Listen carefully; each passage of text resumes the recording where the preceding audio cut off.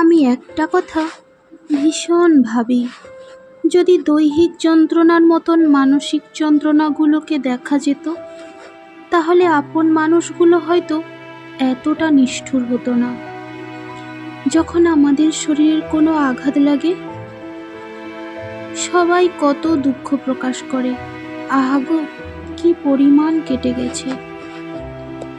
কেউ নিয়ে আসে মলম, কেউ নিয়ে আসে বরফ, কেউ রেস্ট নিতে বলে, কেউ আবার ডাক্তারও ডাকে। কিন্তু ছিন্ন ভিন্ন এই হৃদয়টা, তার খবর কি কেউ রাখে? রক্তাক্ত আর হাজার আঘাতের যন্ত্রণা নিয়ে পড়ে থাকে একা।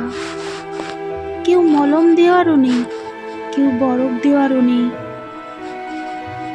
কেউ বলে না, আহারে এত ছিন্ন ভিন্ন হৃদয় তোমার। কেউ নেই সেই সমব্যথী, শুধু প্রতি রাতে চোখের রক্তে বালিশ ভিজে। কত মানুষ তার যন্ত্রণা বোঝাতে না পেরে আত্মহত্যাও করেছে। আর বেশিরভাগ মানুষ আত্মহত্যা করেছে কেন জানো? আপন মানুষদের কারণে। কারণ তারা বিশ্বাসই করতে পারে না নিজের আপন মানুষগুলোই এতটা স্বার্থপর আর ভয়ানক। যেই আপন মানুষটা হাতের কাটা জায়গা দেখলে মলম দিতে ছুটে আসে, আবার সেই আপন মানুষটাই অনেক বড় আঘাত দেয়, যেটা সে জানতেও পারে না, যেটা কোনো ডাক্তারও ঠিক করতে পারবে না।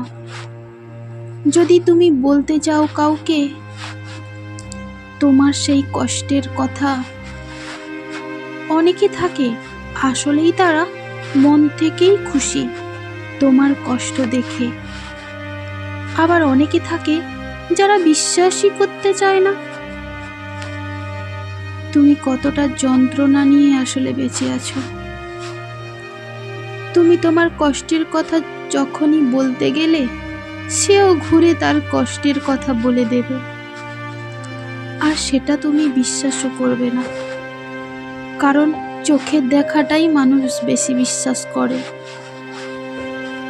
মানুষ তোমার পাগলামি দেখবে, চিৎকার দেখবে, ঝগড়া দেখবে, শুয়ে থাকা বসে থাকা দেখবে, ঘুমোনো দেখবে, স্বার্থপরতা দেখবে, কিন্তু চোখের কোণে রক্তটা দেখতে পাবে না কোনোদিন।